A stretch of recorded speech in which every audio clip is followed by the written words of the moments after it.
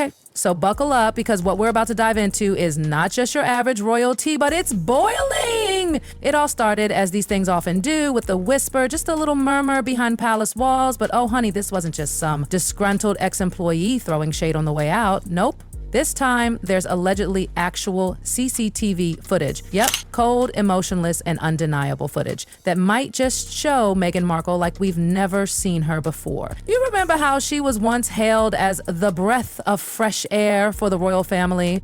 Glowing headlines, applause, admiration. But now, that same Meghan stands accused of mistreating the very people who quietly kept her royal life running. And the whispers? They're getting louder, because the people who've supposedly seen this footage say it's not just uncomfortable, it's disturbing. According to sources, Meghan was caught on camera snapping at a female staff member, and not like, oh, she's having a bad day snapping. We're talking degrading. This wasn't some heat of the moment thing. It left people in the room speechless. And if the insiders are to be believed, this wasn't a one-time outburst. This kind of behavior apparently started just after the royal wedding. Yep. When the tiaras got boxed up and the photographers packed their lenses away, the real Meghan, they say, came out. Told me she's still experiencing issues after leaving Meghan's employment. And the way she treated me, she says, of Meghan, can only be described as dehumanizing. And get this, some insiders who say they worked directly with her have given themselves a nickname. Not a joke. They call themselves the Sussex Survivors Club. That's not some tabloid invention. That's what they genuinely call their little inner circle. One of the things that she pointed out was that Meghan was incredibly ugly when Harry wasn't around. But as soon as Harry was around, and another point they made was the mask slipped. And let's be real, you don't call yourself a survivor because your boss was a little picky or asked you to stay late. Survivor is a heavy word. It's a word that means someone left a mark, and not the good kind. The most chilling part? They say Meghan had a level of control over every single interaction. Picture this. On camera, Meghan is glowing, sweet, hugs for everyone. But once the doors closed and the world wasn't watching, a switch flipped. Orders barked, eyes rolled, personal digs cleverly disguised as constructive feedback. One aide reportedly cried after work more than once. Another said their time working for Meghan was emotionally draining, like they'd never felt so small in their life. And while all this drama unfolded behind palace walls, Meghan and Harry were stepping away from royal duties, right? They wanted independence. Their own empire, Netflix deals, Spotify podcasts, a book here, a lifestyle brand there. It looked like the ultimate glow-up, a Hollywood fairy tale in the making. But, plot twist, the Spotify deal? Canceled. Netflix axed some projects. Her big lifestyle brand that everyone thought was going to be the next Goop barely made a dent. So now there's this very uncomfortable question floating around. Was all this, everything, just a long con? Did Meghan play the victim to climb the ladder, only to become exactly what she claimed to hate once she got a piece of the throne? Because if this CCTV footage is real, it can't be brushed off as racism or royal snobbery or media bias. No, this time it's visible, it's visceral, it's real people watching her allegedly treat someone like they didn't matter. And let's talk about Harry for a sec. Where was he in all this? Some sources claim he'd step in when things got heated, try to cool Meghan down or shield the staff. But he wasn't always around, and when he wasn't, that's reportedly when things got worse. Which raises a very uncomfortable thought. Did he know what was really happening, or did he just not want to know? Because here's the thing. Meghan has always branded herself as this fierce advocate for compassion, for women's rights, for mental health. But more and more insiders are saying that the image she sells to the public isn't the one they lived with behind closed doors. And if that footage ever leaks, oh girl, the internet's not just gonna react, it's going to erupt. So let's get into it. Because what comes next? It's not just jaw-dropping, it's heartbreaking. One former staffer who worked closely under Meghan during her time as a royal summed it up in a way that sent chills down spines. She didn't speak to us like we were people. It was like we were just in the way. Oof.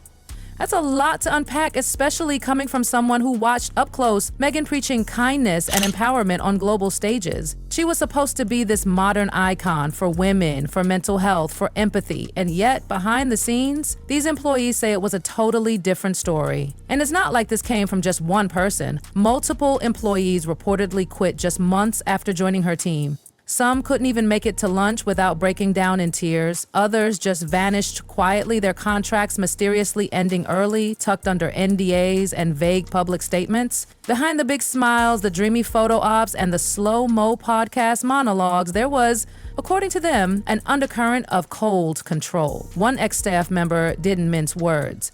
They said Meghan didn't micromanage because she wanted perfection. She did it because she needed to dominate every room she stepped into. How people stood, how they talked, how they breathed, everything had to be curated, controlled, aligned with her vibe. You couldn't just do your job, you had to worship. And what did the palace do about all of this? Practically nothing. Surprise, surprise. The royal family, already knee-deep in scandal after scandal, stayed silent. Every time whispers about Meghan's staff treatment hit the press, defenders shouted, racism, cultural misunderstanding, they're just bitter. But here's where it gets real. A lot of the people speaking out, they weren't angry tabloid tipsters. They weren't bitter employees looking for a payday. They were real people, some of whom genuinely believed in Meghan's mission and were shattered when the reality didn't match the dream. And then the infamous nickname, Duchess Difficult.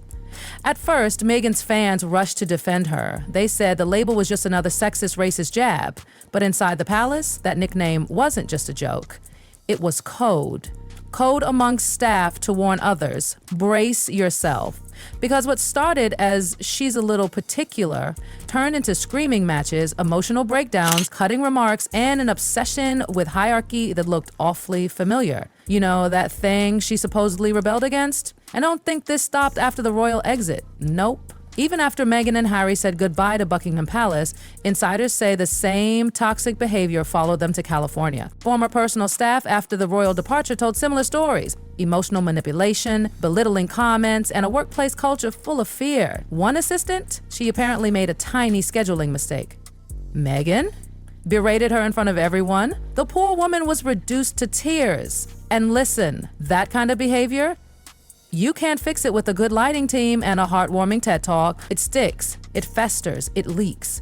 Which brings us back to the footage. Because now, after all these allegations, all these stories, the silence from Meghan's side is starting to feel like confirmation. No press release, no lawsuit, no tearful denial on Oprah. Just nothing. And in a world where silence equals guilt, people are noticing. Because the folks speaking up, they aren't internet trolls or anonymous sources. They were in the room, they saw things, they felt it. One story? Chilling. Meghan allegedly mocked a British staffer's accent during a meeting. Everyone laughed awkwardly, trying to figure out if it was a joke. The staffer? She didn't laugh. She just sat there, stunned. And you know what? Those little moments don't go viral, but they bruise. They stick.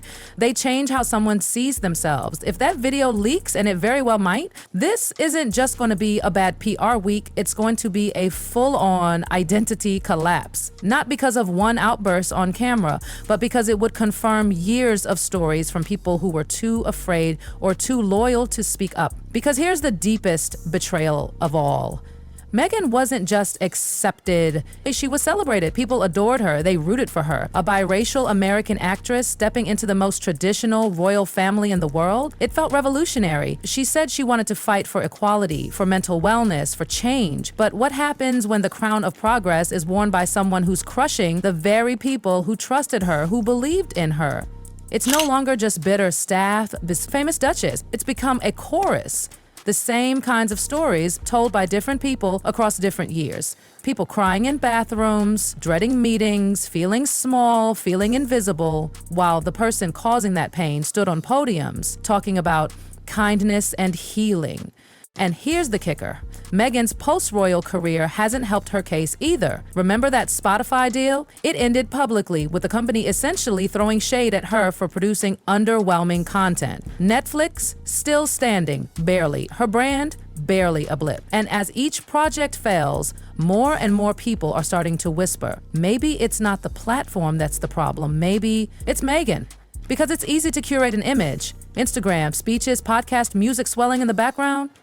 It's easy to sell the highlight reel, but when that mask slips, when real people start naming names, pointing fingers, and sharing receipts, the image cracks. And many of these former staffers, they aren't even angry. Some of them sound just heartbroken. They believed in her. They wanted her to succeed. They thought they were part of something meaningful, which is why it hurts even more. Getting mistreated by someone you admire, that's a different kind of wound. One of the former employees said calling themselves a survivor wasn't an exaggeration. It was honest, a subtle, sorrowful way of saying we were not okay. And if even a slice of these stories are true, if the footage confirms even half of what's been said, then this isn't about Meghan's career. It's about what gets hidden behind glamour, light, and Hollywood filters. Because for all her speeches on kindness, the question now is, who did Meghan Markle actually help? Her staff? Damaged. Her partnerships? Crumbling. Her public image? On very shaky ground. And through it all, silence. And silence, when you're the one holding the mic, becomes a form of cruelty. Choosing not to speak up for the people who suffered under your leadership says more than any PR statement ever could. It says, you don't matter. But here's the twist Meghan didn't see coming. The people who felt voiceless, they're speaking up now, quietly, powerfully, through whispers, through testimonies, and maybe, just maybe, through that leaked footage, because Meghan built her brand as the voice of the voiceless. Now the voiceless, they're speaking.